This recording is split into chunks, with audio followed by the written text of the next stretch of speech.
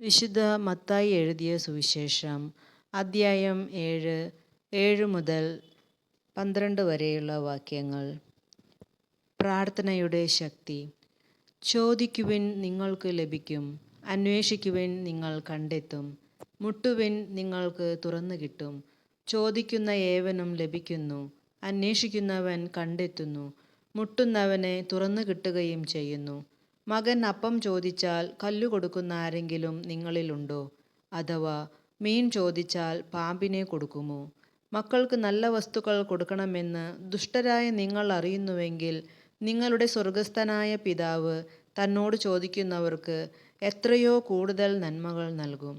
മറ്റുള്ളവർ നിങ്ങൾക്ക് ചെയ്തു തരണമെന്ന് നിങ്ങൾ ആഗ്രഹിക്കുന്നതെല്ലാം നിങ്ങൾ അവർക്ക് ചെയ്യുവിൻ. ഇതാണ് നിയമവും പ്രവാചകന്മാരും. നമ്മുടെ കർത്താവായ മിശിഹായ്ക്ക് സ്തുതി.